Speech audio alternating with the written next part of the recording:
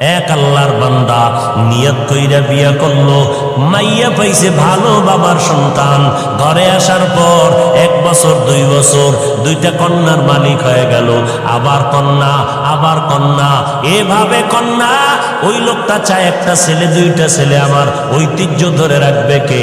আমার এই ব্যবসা বাণিজ্যকে ধরে রাখবে। মনে মনে চায় আমার ছেলে দরকার অনেক, কিন্তু একটা ছেলেও নাই।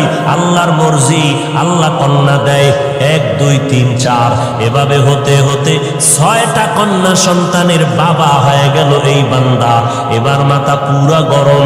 গরম হতে হতে এক পর্যায়ে গরম হইয়া কয়, ও আমার স্ত্রী, 7ম যদি সন্তান হয়, ছেলে যদি না হয়, গাত্তি রেডি কর, বাবার বাড়ি তালাক দিয়া বাড়ি ফিরাই দিব। আর তোরে নিয়ে ঘর করব না। কন্যা সন্তান আমি চাই না, আমি চাই ছেলে। কন্যা দরকার নাই। আল্লাহর বান্দি স্বামীর সাথে কখনো তর্কে জড়ায় না, কারণ স্বামীর পদতলে স্ত্রীর জন্য আল্লাহর রহমত বর্ষিত। ও স্বামী, মদিনার নবী বলেন, আল্লাহ যদি আল্লাহ ব্যতীত অন্য কাউকে সেজদা করার আদেশ দিতেন, নারীদেরকে বলতো পুরুষের কদমের মধ্যে সেজদা করো। এরে নবীর উম্মতের দল, আল্লাহ ছাড়া আর কাউকে সেজদা করা যেহেতু জায়েজ নাই, এই জন্য কোন নারী স্বামীর কদমে সেজদা করতেও পারবে না।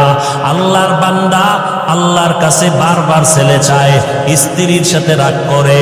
এরে নবীর উম্মত, আল্লাহর বান্দি কোনো কথা না বলিয়া 5 বেলার নামাজ পড়ে আর আল্লাহর কাছে কান্না করে, ও মালিক, মেহেরবানি করে তুমি আমার স্বামীর হেদায়েতের দরজা খুলে দাও, দিলটা নরম করে দাও, আমার ইজ্জত নষ্ট করবা না। জীবনে বিয়া হইছে মাত্র একটা, আমি মরিয়া গেলে যাব। দ্বিতীয় বিয়ার জন্য মেয়েরা কান্দে না, জাতের মেয়েরা কয় আমার জীবনে বিয়া হবে একটাই, একটা বিয়েই হবে। ও আল্লাহ, আমার স্বামীর ঘর আমি ছাড়ব না, তুমি আমার স্বামীর হেদায়েতের দরজা খুলে দাও। মাইয়াহদিল্লাহু ফাহুয়াল মুহতাদ ওয়া মাইয়ুদলিল ফালান তাজিদা লাহু ওয়ালিয়াম মুরশিদা। হেদায়েতের মালিককে একমাত্র আমার আল্লাহ। আল্লাহ যদি চান হেদায়েত পাবে, যদি কপাল খারাপ হয়, কপালে হেদায়েত আসবে না। হেদায়েত পাওয়ার মতো কোনো মুর্শিদও খুঁজে পাবে না, কোনো পথ প্রদর্শক খুঁজে পাবে না। এরে নবীর উম্মতের দল, ছেলে দান করেন আমার আল্লাহ, মেয়ে দান করেন আমার আল্লাহ, দোনোটাই দেন আমার আল্লাহ। কোনোটাই দেন না, তাও ক্ষমতা কার? লিল্লাহি মুলকুস সামাওয়াতি ওয়াল আরদ ইয়াহাবু লিমান ইয়াশাউ ইনাসা ওয়া ইয়াহাবু লিমান ইয়াশাউ যুকুর আও ইউযাওবিজুহুম যুকরানা ওয়া ইনাসা ওয়া ইয়াজআলু মান ইয়াশাউ আকিমা ইন্নাহু আলীমুন কাদির।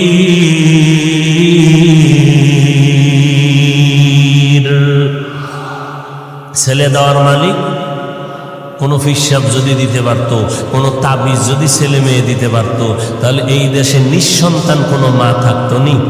আল্লাহর বান্দার কয় কন্যা বলেন? 6টা কন্যা হয়ে গেল। রেড সিগন্যাল লাগায় দিল, 7ম সন্তান যদি ছেলে না হয়, তালাকের আওয়াজ শুনায় দিলাম। আল্লাহর বান্দি স্বামীর সাথে তর্কে জড়ায় না, আল্লাহর দরবারে কান্না করে, নামাজ পড়ে। আল্লাহর মর্জি, এবারও একটা সন্তান আসবে দুনিয়াতে, 7ম সন্তান। স্ত্রী ভয় পাইতেছে। এখন তো আল্ট্রাসোনোগ্রামের ব্যবস্থা নাই, কম্পিউটার নাই, ছেলে না মাইয়া কেমনে বুঝি? ও আল্লাহ, আমার স্বামী আমার উপরে সিগন্যাল লাগায় দিছে, ছেলে যদি আসে আলহামদুলিল্লাহ, না আসলে আমার উপরে কঠিন বিচার হবে, বিপদ আসবে। ও দয়ার মালিক, আমার কিছু বলার নাই, তুমি ইজ্জতের মালিক, মেহেরবানি করে তুমি আমার ইজ্জত হেফাজত করে নাও। আল্লাহ বলেন, যেই বান্দা আমাকে ভুলে না, আমি আল্লাহ তাকে ভুলতে পারি না।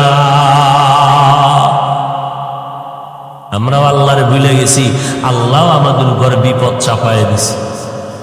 এরপরও যে চেহারাটা ঠিক আছে, অন্যায় করার পরে একমাত্র মদিনাওয়ালা নবীর উম্মত হওয়ার কারণে। এরে নবীর আশিক উম্মতের দল, আল্লাহর বান্দি রাতের বেলা কান্নার আওয়াজ, প্রতিদিন কান্না করে আল্লাহর দরবারে চোখের পানি কবুল হয়ে গেল। ওই সন্তানটা দুনিয়াতে আসার খুব নিকটে সময় যখন ঘনিয়ে গেল, ওই আল্লাহর বান্দা একদিন রাতের বেলা মরণের ঘুম দিছে, এমন হুঁশ নাই। আল্লাহর কুদরতের চাবি ঘুরায় দিলেন। আল্লাহর বান্দি যেহেতু কান্না করছে হেদায়েতের, আল্লাহ হেদায়েতের দরজায় বান্দাকে ডাকতেছে। রাতের বেলা ওই বান্দা ঘুমের ভেতরে স্বপ্নে দেখতেছে কিয়ামতের ময়দান হাজির, কিয়ামতের মাঠ কায়েম হয়ে গেছে। মাঠের মধ্যে মানুষ উলঙ্গ দৌড়ায়, মাথার উপরে সূর্যের গরম, সূর্যের গরমে জমিনটা তামা হয়ে গেছে, দাঁড়ানোর কোনো উপায় নাই। জাহান্নামীরা জাহান্নামের দিকে যাইতেছে। আল্লাহর বান্দা ঘুমের ঘরে স্বপ্ন দেখা ভয়ে কান্নায় বিভোর হয়ে গেল। কান্না করে বাঁচাও বাঁচাও বাঁচাও, কান্না করে করে করে করে এক পর্যায়ে তার যখন ফয়সালা হয়ে গেল, জাহান্নামে যাও, তুমি জান্নাতের কোনো আমল করতে পারো নাই, আমার হাতের মধ্যে জাহান্নামের হ্যান্ডকাপ লাগাইয়া জাহান্নামের ফেরেশতারা যখন জাহান্নামের দিকে রওনা, আমার চোখে পানি আর কান্নার আওয়াজ, জাহান্নামের দিকে রওনা। যখন আমাকে হ্যান্ডকাপ লাগাইয়া জাহান্নামের ফেরেশতারা জাহান্নামের প্রথম দরওয়াজায় দাঁড়ায় গেল, ভেতরে আগুনের মধ্যে ফেলবে। আমি জান্নাত জাহান্নামের প্রথম দরজা খোলার পরে দেখি আমার জীবনের প্রথম কন্যা জাহান্নামের দরজায় দাঁড়াইয়া হাত এভাবে দিয়ে কয়, ফেরেশতারা খবরদার, আমার বাবারে জাহান্নামে নিতে দিব না, কারণ আমার বাবা আমাদের লালন পালন করতে কষ্ট কম করে নাই, আমার বাবারে জাহান্নামে নিবি না, আমাকে জাহান্নামে দাও, বাবারে জাহান্নামে নিতে দিব না। আল্লাহর বান্দা বলে, মেয়েটার কান্নার কারণে ফেরেশতারা দ্বিতীয় জাহান্নামের দরজায় চলে গেল। জাহান্নামের দ্বিতীয় দরজায় যাওয়ার পর ওখানের দরজা যখন খোলা হলো, ওখানেও তাকাইয়া দেখি আগুন, আমাকে জাহান্নামের আগুনে ফেলবে। হঠাৎ করে নজর করে দেখলাম আমার দ্বিতীয় কন্যা সন্তানটা জাহান্নামের দ্বিতীয় দরজায় দাঁড়াইয়া হাউমাউ করে কান্না করে আর বলে, খবরদার, আমার বাবারে জাহান্নামে নিতে দিব না, আমাকে জাহান্নামে নিয়ে যাও। আল্লাহর বান্দা বলে, ওখানেও দিতে পারলো না। তৃতীয় দরজায় যখন গেল, ওখানে গিয়েও দেখি আমার 3 নাম্বার কন্যাটা কান্না করে, বাবারে জাহান্নামে ঢুকতে দিব না, কারণ আমার বাবা কত কষ্ট করেছেন আমাদের জন্য, কত রাত্র ঘুমাইতে পারেন না, খানা খাইতে পারেন না, কত ঈদের দিন গেছে ভালো পোশাক দিতে পারেন না, এরপর আমার বাবা কষ্ট করি আমাদেরকে হাসি ফুটাইতেন, আমার বাবারে কষ্ট দেওয়া সম্ভব না, আমাকে জাহান্নামে দাও, আমার বাবারে দিতে দিব না। আল্লাহর বান্দা বলে, এরপরে চতুর্থ দরজায় গেল, ওখানেও দেখি আমার চতুর্থ মেয়েটা দাঁড়ানো, ওখান থেকে ফিরাইয়া পঞ্চম দরওয়াজায় গেল, ওখানেও দেখি আমার পঞ্চম সন্তান দাঁড়ানো।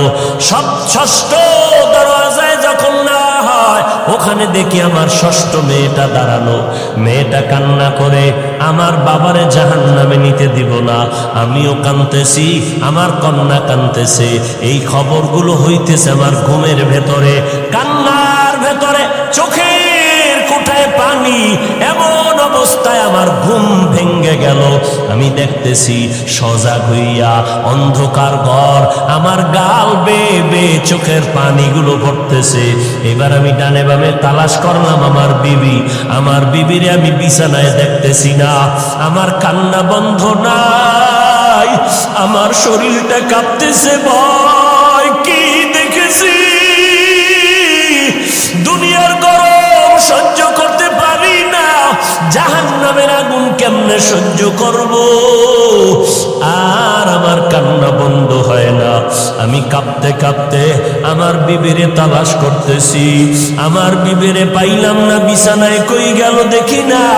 নজর করে গভীর রাত, অন্ধকার ঘর, খুঁজে খুঁজে দেখলাম ঘরের একটা পার্শ্বে ভেতরে নির্বিল জায়গা, নির্জন। ওই জায়গার ভিতর আমি হাইটা গিয়ে দেখি গুনগুন কান্নার আওয়াজ আসতেছে। কে এখানে কাঁদে? কান লাগায় দেখি আমার বিবির কান্নার আওয়াজ। আমি কান লাগায় দেখি আমার বিবি চোখের পানি ছেড়ে মোনাজাত দিয়া কান্না করে, আল্লাহ তুমি আমার স্বামীর হেদায়েত দাও, তুমি ইজ্জতের উপরে আমার যেন কোনো আক্রমণ না আসে। আল্লাহর বান্দা বলে, বিবির কান্না দেখার পর আমি সহ্য করতে পারি না, বিবির হাত ধরে বলি, আর কাঁদিও না রে বিবি, আর কান্না করিও না, আমি তোমাকে বহু কষ্ট দিয়েছি রে বিবি, মাফ করে দাও। আমি বুঝতে পারি নাই। আল্লাহর কাছে দোয়া করি আমার আর একটাও যেন কন্যা হয়, কারণ আমার 7টা কন্যা যদি হয় 7টা জাহান্নামের দরজা থেকে আমি বেঁচে যাব। ও বিবি, আমাকে মাফ করে দাও, আমি আর তোমারে কোনো খারাপ কথা বলবো না। এরে এলাকার মুসলমান, পর্দার আড়ালের মা বোনেরা, ও বৃদ্ধ বাবাজি, আল্লাহর কাছে এমন সন্তানের জন্য দোয়া করা দরকার। আল্লাহ সন্তান যদি দাও, নেককার সন্তান দিও, এমন সন্তান যেন না পাই যেই সন্তানের কারণে মা বাবার ইজ্জত নষ্ট হবে, মা বাবা সমাজে মুখ দেখাইতে পারবে না। ও আল্লাহ, তুমি কন্যা দাও আলহামদুলিল্লাহ, তুমি ছেলে দিল আলহামদুলিল্লাহ, তবে আদর্শওয়ালা, নেক আমলওয়ালা ভালো সন্তান তুমি দিও।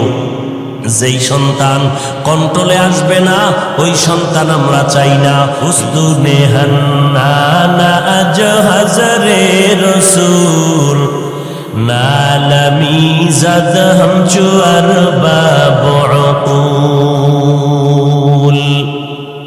গাছের জন্য আমার নবী রহমত, মাছের জন্য রহমত, রুহের জগতে আমার নবী রহমত। আল্লাহ সব আত্মাগুলো জমা করে বললেন, আলাস্তু বিরব্বিকুম, আমি কি তোমাদের রব না? সর্বপ্রথম আপনার আমার নবীর আত্মা জবাব দিল, বালা, হ্যাঁ আপনি আমাদের রব। আমার নবীর জবাবের পর সব মুমিনের আত্মা জবাব দিল, আপনি আমাদের রব। বেঈমানের আত্মাগুলো জবাব দিল, আপনি আমাদের রব। দুনিয়ার জমিনে আমার নবী রহমত। আজ আমরা নবীর উম্মত হইয়া কত ধন্য। অন্য নবীর উম্মতের হায়াত অনেক বেশি, অনেক সওয়াব কামাই করেছেন। আল্লাহ বলেন, ও নবী, আপনার উম্মতের হায়াত কম, তবে এই কম হায়াতে আমি আল্লাহ বরকত দিব অনেক বেশি। আপনার উম্মতেরা 5 বেলার নামাজ পড়বে, আপনার কারণে আমি 50 ওয়াক্ত নামাজের সওয়াব দান করব। আরো আস্তে করে বলেন, আপনার উম্মতেরা জমিনের যে কোনো জায়গায় সেজদা করবে, আমি কবুল করে নিব। আপনার উম্মতেরা যে কোনো দ্বীনি মজলিসে বসবে, আমি আল্লাহর সাথে সাথে সবার গুনাহগুলো মাফ করে দিব। আতিনা ফি দারে দুনিয়া না হাসান, আতিনা ফি দারে উকবানা হাসান, ইয়া গিয়াসাল মুস্তাগীসিন ইহদিনা লিফতিখারা বিল উলুমি ওয়াল গিনা। আমার নবীর জন্য পিপিলিকা কাঁদতেছে। ও দয়ার মালিক, একটু বাইতুল্লাহ দেখায় দাও, মদিনার রওজাদারে দেখায় দাও। আল্লাহ বলে, মক্কার কবুতর জলদি করে যাও, অমুক এলাকার গর্তের থেকে পিপিলিকা আমার ঘর দেখবে, বাইতুল্লাহ যাও। পায়ের সাথে বাজাইয়া বাইতুল্লাহ দেখায় ঘুরাইয়া মদিনার উপর দিয়া তারে আবার জায়গায় পৌঁছাইয়া দাও। গর্তের সাপ আমার নবীর মোলাকাতের জন্য দীর্ঘদিন অপেক্ষমান। জঙ্গলের প্রাণী আমার নবীর জন্য পাগল। সাহাবায়ে কেরাম বলেন, আমরা রাস্তা দিয়ে হাঁটতেছি, আমাদের নবীর পেছনে বারবার ডানে বামের থেকে বারবার সালামের আওয়াজ পাইতেছি, কিন্তু মানুষ দেখি না। রহমতের নবী বারবার কেন সালামের আওয়াজ পাইতেছি? নবী বলেন, জানো না রে সাহাবা, আমি মুহাম্মদের আগমনের খবর পাইয়া জঙ্গলের প্রাণীরা সব আমি মুহাম্মদের সালাম জানাইতেছি। জঙ্গলের প্রাণীরা নবীরে চিনল, গর্তের পিপিলিকা সাপ চিনল। কপাল পোড়া মুসলমান, আজ আমরা সেই নবীরে চিনলাম না। যদি নবীরে চিনতিরে যুবক, বেঈমানের পা চাটা গোলাম হইয়া মাথার চুল কাটিয়া ইন্দুর আর বান্দরের মতো হইতি না। तुको जाओ सुन्नते अहमद को जा बा मोहम्मद के बुअद निस्बत तोरा मन अहब्बा सुन्नती कौले रसूल मजदाए काना मई हम कुन कबूल वमा अरसलनाका इल्ला रहमतल लिल आलमीन।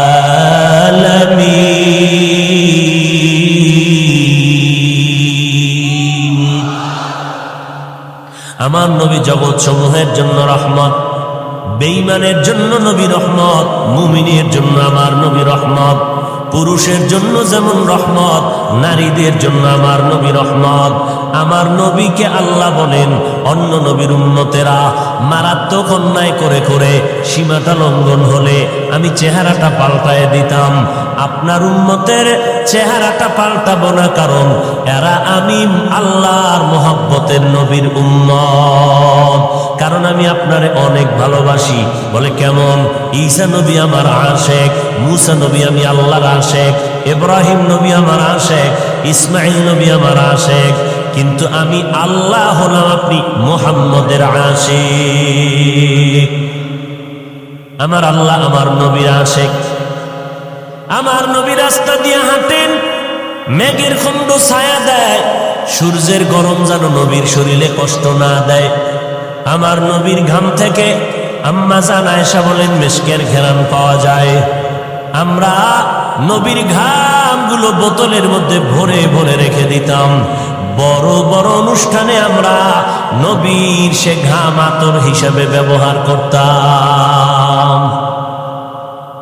মায়ার নবী যেখানে কদম দিতেন ওই জায়গার থেকে দীর্ঘদিন মেশকের ঘেরান পাওয়া যাইত। মায়ার নবী আমার চেহারার মধ্যে এত বরকত আল্লাহ দান করেছেন। মায়ার নবীর চেহারা মোবারকের দিকে একটা নজর দিলে পেটের ক্ষুধা নিবারণ হয়ে যায়। নবী বলেন, আমি এমন একটা সময় মক্কা নগরীর মধ্যে আবির্ভূত হলাম যেই সময় মক্কার মানুষের চরিত্র নাই, পৃথিবীর নিকৃষ্ট খারাপ, এদের জবান বড় খারাপ, এদের আখলাক আদর্শ বড় খারাপ। বাইতুল্লাহর মধ্যে 360টা মূর্তি লাগানো, নারী পুরুষ উলঙ্গ হইয়া চতুর্পার্শ্বে তাওয়াফ করে এবং যৌবনের আদান প্রদান করে, যখন তখন পশুর মতো যৌবনের চাহিদা পূরণ করে, নারীদেরকে তুচ্ছ মনে করে সমাজ থেকে তারা তাড়ায় দেয়। বিধবা নারীর কোনো মূল্য নাই। কন্যা সন্তান যদি জন্ম নেয় সাথে সাথে বাবা লজ্জায় মাথা গুটাইয়া নেয়, সমাজে মাথা উঁচু করে না। আবার কোনো বাবা লজ্জায় পড়িয়া বাধ্য হইয়া কন্যা সন্তানগুলো জ্যান্ত মাটির মধ্যে দাফন করে দিত। আমি নবী রহমতের বাতাস নিয়ে যখন মক্কা নগরীতে আগমন করলাম, আসা মাত্র পরিবর্তন মক্কার জমিনে শুরু হয়ে গেল। মা আমেনা বলেন, মুহাম্মদ যেদিন আমার গর্ভ থেকে জমিনের মধ্যে পদার্পণ করলো, আমি একটা বড় নূরের আলো দেখতে পেলাম। ওই আলোটায় শুধু আমার ঘর আলোকিত হয় নাই, বসরা এলাকা, বিশাল বড় রাজার রাজপ্রাসাদের এলাকা, বহুদূর ওই আলো দিয়ে দেখলাম বসরা পর্যন্ত রাজপ্রাসাদগুলো সে আলোতে দেখা যায়। আর আমার নবী বলেন, আমি যেদিন দুনিয়াতে আসছি আমি এসে সেজদার হালাতে মাওলা পাকের শুকর আদায় করছি। আমি আল্লাহর শুকর আদায় করে সেজদারত অবস্থায় যখন আসলাম, বাইতুল্লাহর ৩৬০টা মূর্তিও সেজদায় পড়ে গেল। আমি নবী যখন দুনিয়াতে আসছি রহমতের বাতাস নিয়ে, ওই পারস্যের মধ্যে প্রজ্বলিত 1000 বছরের আগুনটা ঠাস করে নিভে গেল। আমি মুহাম্মদ মায়ের গর্ভ থেকে এমন এক সময় জমিনের মধ্যে পদার্পণ করেছি। আমি নবী জমিনের মধ্যে আসা মাত্র ওই আগুন পর্যন্ত নিভে গেল। এরে নবীর উম্মতের দল, আমি নবী আসা মাত্র আমার আম্মা জান আমেনা বলতেছেন, আরে মহিলারা বাচ্চা গর্ভে নিলে কত কান্না, কত ব্যথা, কত কষ্ট। আম্মা জান বলে আমি কোনো কষ্ট পাই নাই। আল্লাহর নবী বলেন, আমি খতনাকৃত অবস্থায় জমিনের মধ্যে পদার্পণ করেছি। ও নবীর উম্মতের দল, আমার নবী রহমত হইয়া আসলেন। মক্কার মানুষগুলো যেমন একে অপরের সুন্দর দেখতে পারে না, চরিত্রের কোনো ভালাই নাই, আমি মুহাম্মদ আমার আদর্শ দিয়া 13 বছরে মক্কা নগরীর মানুষগুলো স্বর্ণের মানুষ বানায় দিলাম। এমন স্বর্ণের মানুষ আল্লাহ তাআলা ওহী নাজিল করে বললেন, ও পয়গম্বর, অমুক অমুক অমুক সাহাবার আল্লাহ দুনিয়াতে থাকা অবস্থায় জান্নাতের সার্টিফিকেট দিয়ে দিলাম। আপনারা পাইছেন নি জান্নাতের সার্টিফিকেট? বুঝে শুনে বলেন তো, ঘুমের ঘরেও পান নাই? কথা বলেন না কেন ভাই, পান নাই? আর টুকটাক যে আমল টামল করেন, ফাঁকে ফোঁকে নামাজ পড়েন, টুপি পরেন, বিড়ি টানেন, এই যে নামাজ টামাজ যাই করেন, কবুল টবুল হইছে এরকম কোনো সংবাদ ঘুমের ভিতরে আসছে? কোনো গ্যারান্টি পান নাই। তা আমল কবুল হওয়ার গ্যারান্টি নাই, এতেই যদি এত মাস্তানি ভাব নিয়ে চলেন, কবুলের খবর পাইলে কি করতেন?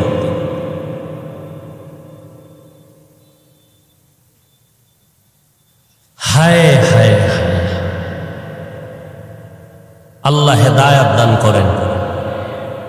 মায়ার নবী রহমাতুল লিল আলামিন হয়ে জমিনে আসলেন।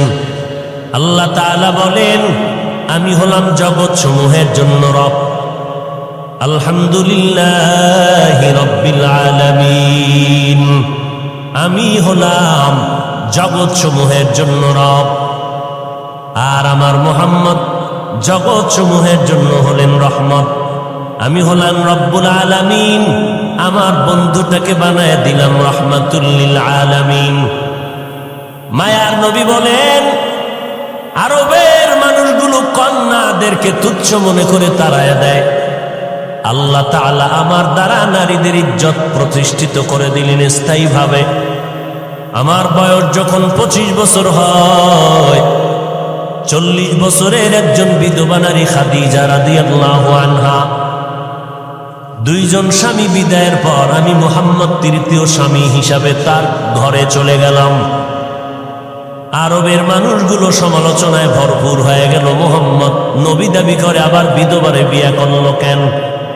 মদিনার নবী বলেন, জগতের নারীরা শুনে নেও, জমিনের মধ্যে কোন ধর্ম, ইহুদি ধর্ম, খ্রিস্টান ধর্ম, দুনিয়ার কোন ধর্মের ভিতরে নারীদের সম্মান কেউ বাড়ায় নাই। আল্লাহ তাআলা ইসলামের ব্যানার দিয়া আমি মুহাম্মদের দ্বারা নারীদের ইজ্জত বাড়ায় দিয়েছেন। এই কথা যারা বুঝে না তারা স্লোগান দেয় ইসলাম নারীর অধিকার দেয় নাই। এই রকম স্লোগান দিয়া নারীদেরকে সমান অধিকারের নামে স্লোগান দিয়া রাস্তায় নামাইতে চায়। নারীর ইজ্জত নষ্ট করার স্লোগান দিয়া এরা বলে ইসলাম নারীরে আটকাইয়া দিছে 4 দেওয়ালের ভেতরে, নারীর সম্মান ইসলাম দিতে পারে নাই। এরে নবীর উম্মতের দল, আল্লাহর নবী বলেন ইসলাম ছাড়া দুনিয়ার কোন তন্ত্রমন্ত্রে নারীর সম্মান মর্যাদা বাড়াতে পারে নাই। যারা বিশ্বাস করে না তারা নারীর দুশ্মন, তারা মানবতার দুশ্মন, তারা ইসলামের দুশ্মন।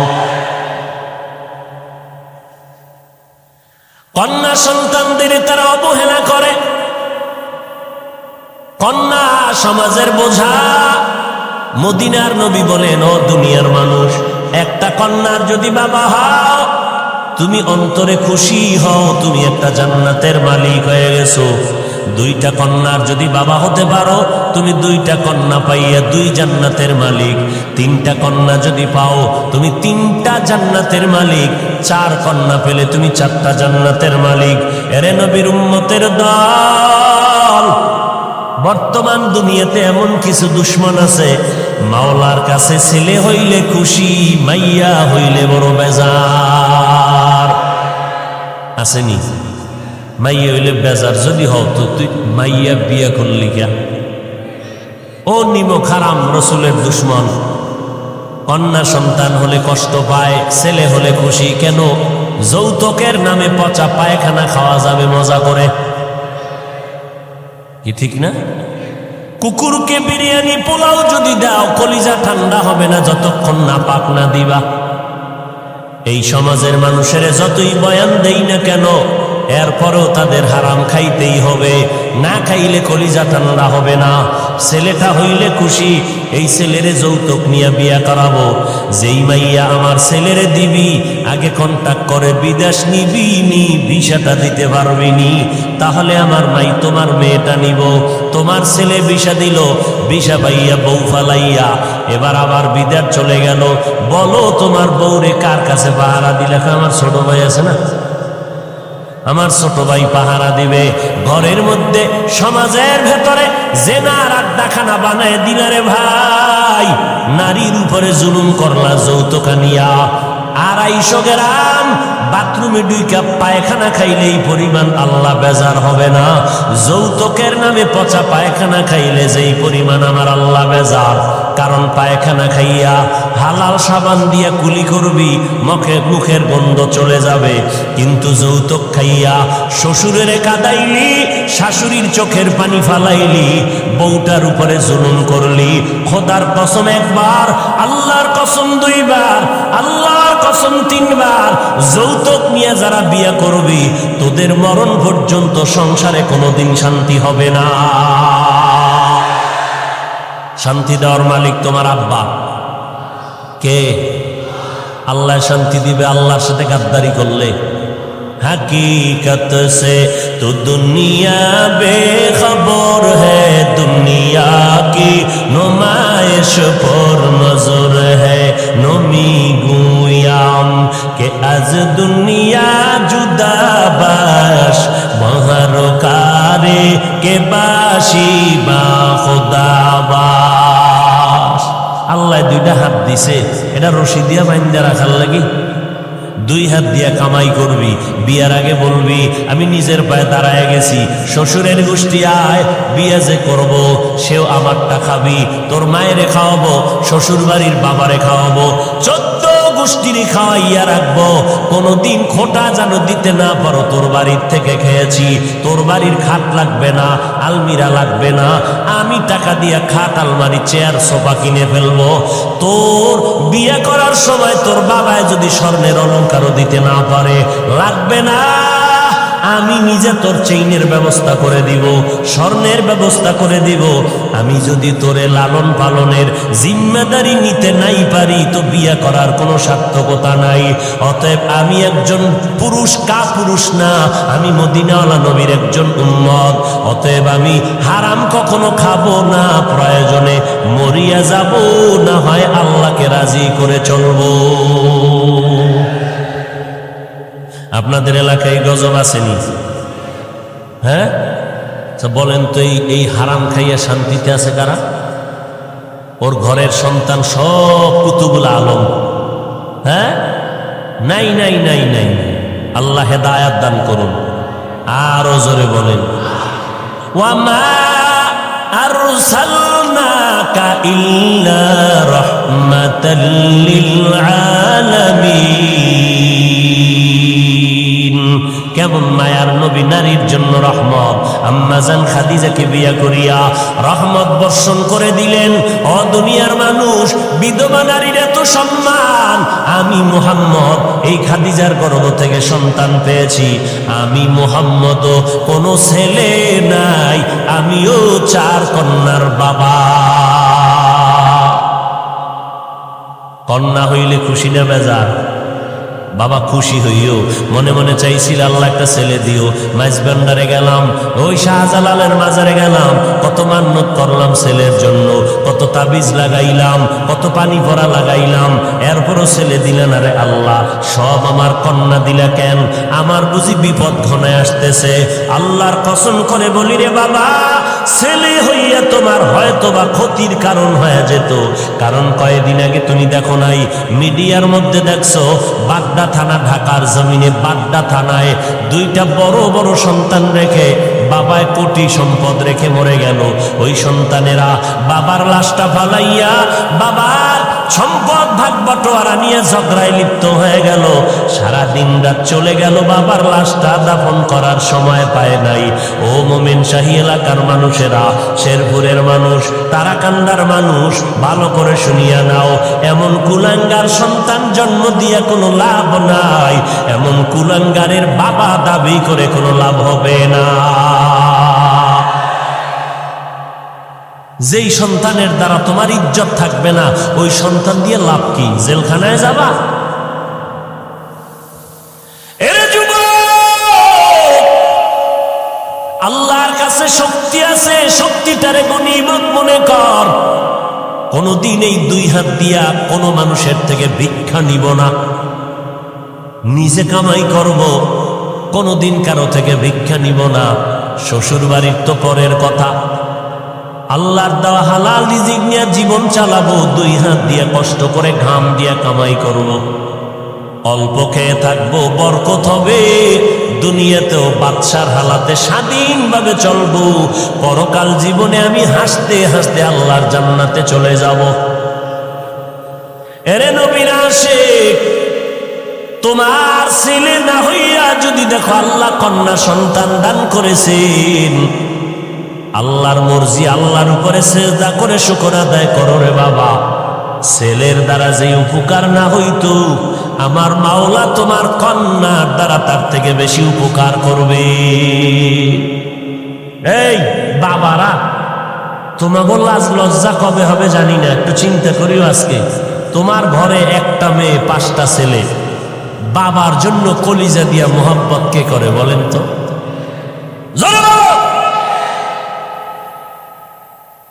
তুমি অসুস্থ হয়ে গেছো, মেয়েটা বেকারার হয়ে গেছে, কান্নার আওয়াজ, খানা খায় না, বাবা আমার অসুস্থ, ছেলেরা খবর নেওয়ার টাইম নাই। কয়েকদিন ডাক্তারের পেছনে দৌড়াইয়া এবার গোপনে গোপনে ইমাম সাহেবের সাথে পরামর্শ করে, হুজুর হাদিয়া বাড়ায় দিব, জালালি খতম বড়, বাবারে নেওয়া যায় না, এত টাইম নেই হসপিটালে দৌড়ানোর, এমন একটা খতম পরে দেও যেন বাবায় তাড়াতাড়ি কবরের বাসিন্দা হয়ে যায়। আর মেয়েটা কলিজা ফাটাইয়া কান্না করে, মালিক আমার বাবারে সুস্থ করে দাও। মায়েরে দইরা কান্দে, ভাইদেরকে টেলিফোন করে, ভাই আমার বাবার একটু ডাক্তার কেন দেখাও না, আমার বাবার কান্না সহ্য করতে পারি না, আমার বাবার জন্য কলিজাটা সিরিয়া যায়। এরে নবীর উম্মতের দল, আল্লাহর বান্দা একটা ভালো ঘরের মাইয়া বিয়া করছে, কিন্তু নিজের অন্তরটা ভালো না। আল্লাহ পাক অনেকের নিয়ামত দেয়, কিন্তু মানুষ ধরিয়া রাখতে পারে না। অনেক কপাল পোড়ার কপালে ভালো ভালো মাইয়া এইসা পড়ে, ভালো বাবার কন্যা, নামাজ ছাড়ে না, স্বামীর খেদমত করে, কিন্তু কপাল পোড়া ওই বউ ধইরা রাখতে পারে না। ও চায় দুনিয়ার গুনাহ নিয়ে চলবে, কিন্তু নেককার নারী পাইয়াও বান্দা খুশি হইতে পারে না, ওর কপাল থেকে নারী চলে যায়। ও এলাকার মুসলমান, এই জন্য মদিনার নবী বয়ান করে বললেন, ও কিয়ামত পর্যন্ত উম্মতের দলেরা, তোমাদের যদি সন্তান হয়, 7 বছর যখন হবে, নামাজের দাওয়াত দাও, নামাজের বয়ান তালিম দিয়া নামাজের মুসাল্লায় দাঁড় করায়া দাও, আস্তে আস্তে বুঝাও। কারণ ছোট থেকে যদি লাইনে না নাও, তাহলে বড় হলে আর পারবা না। 7 বছরে তালিম দাও, দাওয়াত দাও।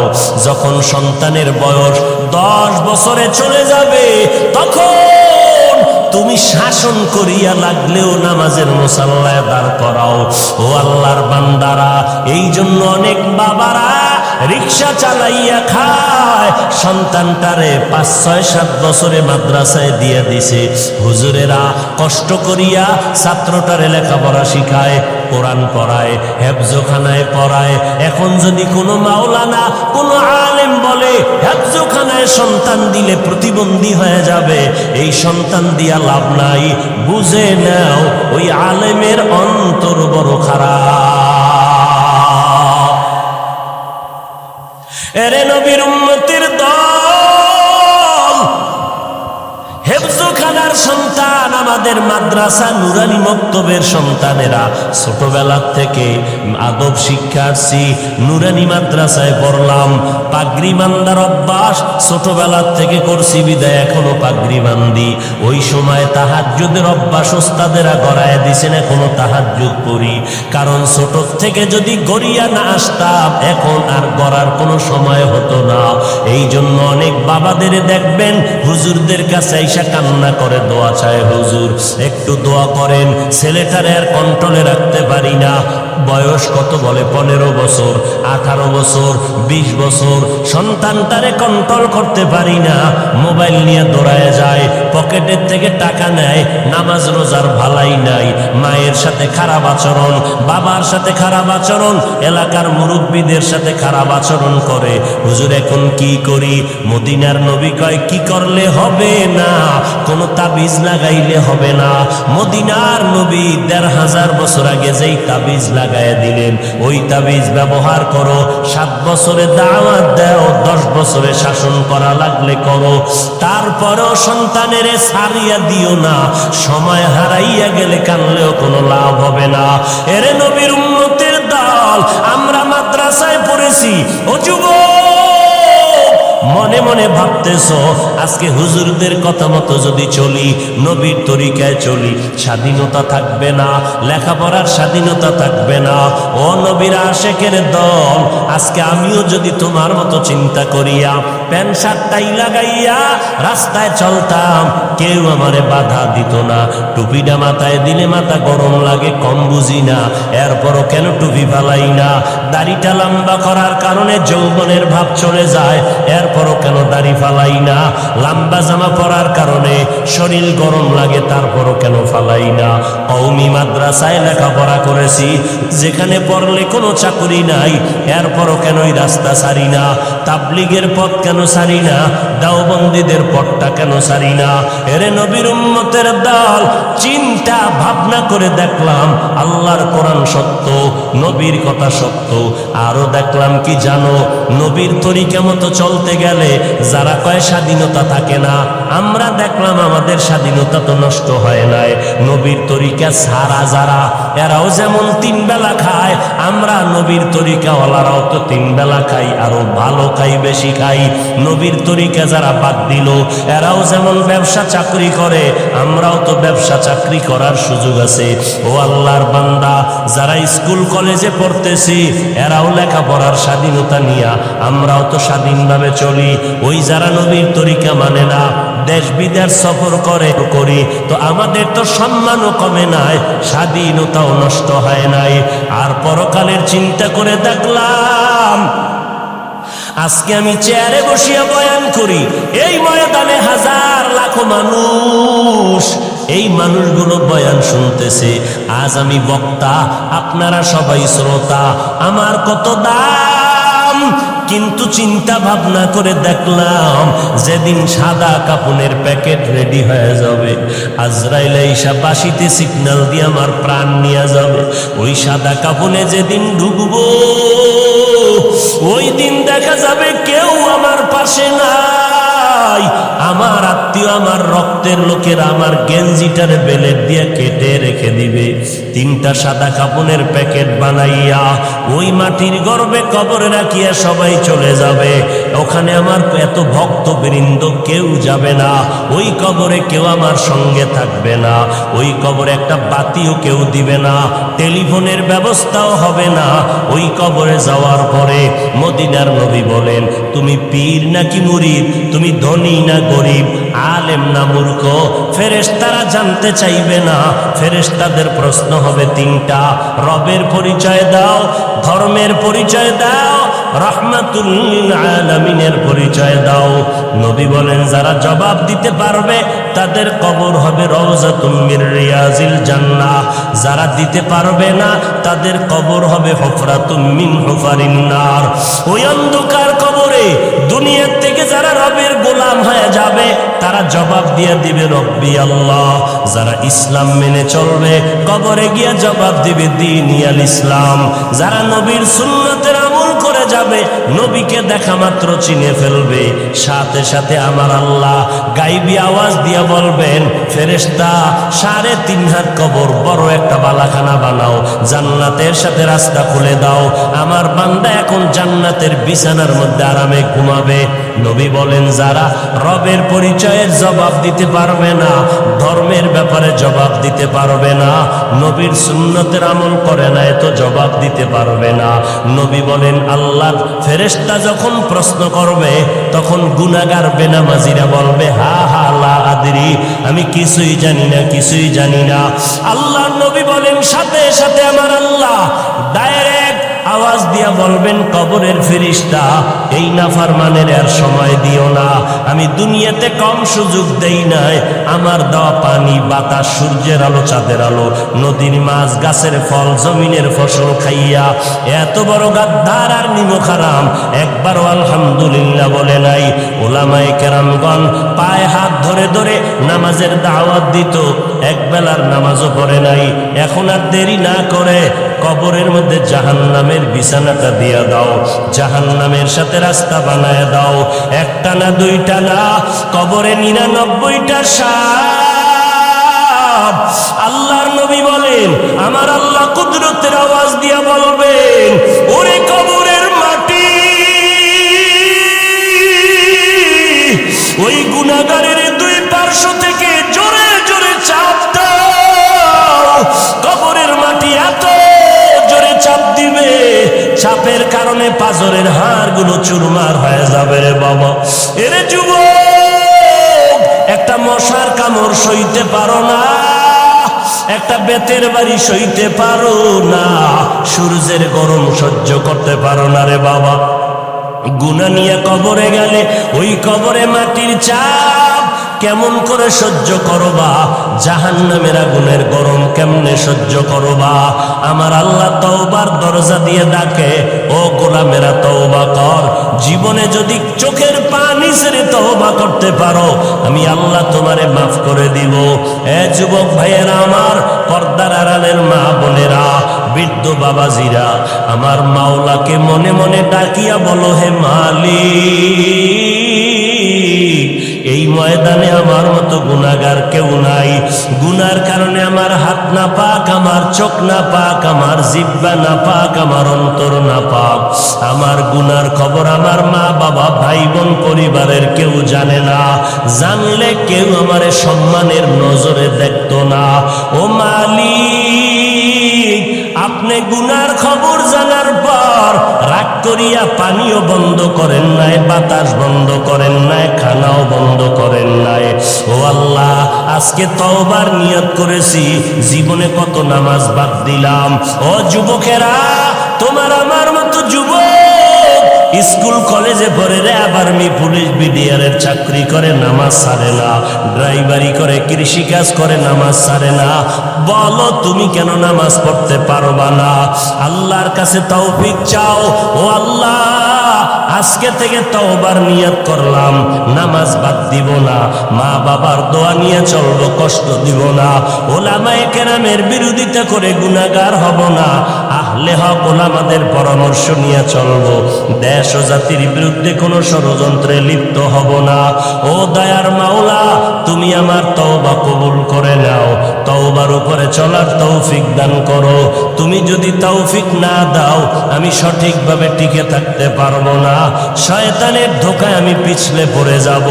ও আল্লাহ, খাঁটি অন্তরে তওবা করতেছি, আর নামাজ ছাড়বো না, দাড়ি কাটবো না, বেপরদায় চলবো না। ও যুবকেরা, আমার মাওলার কাছে তওবার নিয়ত করে ফেলো। দুনিয়াতে চিরদিন থাকা যাবে না। ওই অন্ধকার কবরে আমার নবীর কথা যদি সত্য মনে করো, গুনাহমুক্ত হইয়া কবরে যাও আর আল্লাহর কাছে তওবার নিয়ত করে ফেলো। রিজিকের মালিক আল্লাহ, ইজ্জতের মালিক আল্লাহ, হায়াতের মালিক আমার আল্লাহ। আর কোনদিন গায়রুল্লাহর গোলামি করব না, আল্লাহর গোলামি, নবীর তরিকায় চলবো। তওবা করার যদি নিয়ত হয়, খাঁটি নিয়তে দুটো হাত আমার আল্লাহকে দেখাইয়া দাও। আয় আল্লাহ, আমাদের হাতগুলো কবুল করে নেন, তওবা কবুল করে নেন। তওবার উপরে মজবুত হইয়া চলার মতো তৌফিক দান করেন, আমিন। আলহামদুলিল্লাহি রাব্বিল আলামিন। والصلاة والسلام على سيد الأنبياء والمرسلين وعلى آله وأصحابه أجمعين يا أرحم الراحمين يا أرحم الراحمين يا أرحم الراحمين رب ارحمهما كما ربياني صغيرا ও দয়ার মালিক, গুনার বোঝা মাথায় নিয়ে হাত তুললাম। ও দয়ার আল্লাহ, কত মুরব্বী হাজী সাহেব, কত ব্যবসায়ী, চাকরিজীবী, ওলামায়ে কেরাম, যুবক ছাত্র ভাইরা, পর্দার আড়ালের মা বোনেরা হাত তুলেছেন। ও দয়ার মালিক, মেহেরবানি করে আমাদের জীবনের গুনাহগুলো মাফ করে দেন আল্লাহ। মাহফিল কবুল করে নেন, আয়োজনকারী সহযোগিতাকারীদের কবুল করে নেন। আয় আল্লাহ, আমার এই ময়দানে যারা ব্যবসায়ী, চাকরিজীবী, সবার কামাই রুজিতে বরকত বাড়ায় দেন। আয় আল্লাহ, আমার কলিজার যুবকদের দিনদার বানায় দেন, মা বোনদের আবেদা পর্দানিশী বানায় দেন, সন্তানগুলো নেককার বানায় দেন। আয় আল্লাহ, সমস্ত শিক্ষা প্রতিষ্ঠান নবীর আদর্শওয়ালা বানায় দেন। মসজিদ মাদ্রাসাগুলো কবুল করে নেন, এলাকার ঘরে ঘরে শান্তি দান করেন। আয় আল্লাহ, সুন্নাতওয়ালা জিন্দেগি দান করেন, নবীজির রওজা বাইতুল্লাহ জিয়ারতের তৌফিক দান করেন। আয় আল্লাহ, দিলের নেক আশা পূরণ করে দেন। আয় আল্লাহ, সারা দুনিয়াবাসীকে মাফ করেন, বাংলাদেশ শান্তির দেশ বানায় দেন। আয় আল্লাহ, প্রশাসনিকভাবে যারা কাজ করে দিনদার বানায় দেন। আয় আল্লাহ, সরকার বাহাদুর থেকে সকল জনপ্রতিনিধিদেরকে দিনের খাদেম বানায় দেন। আয় আল্লাহ, রিয়া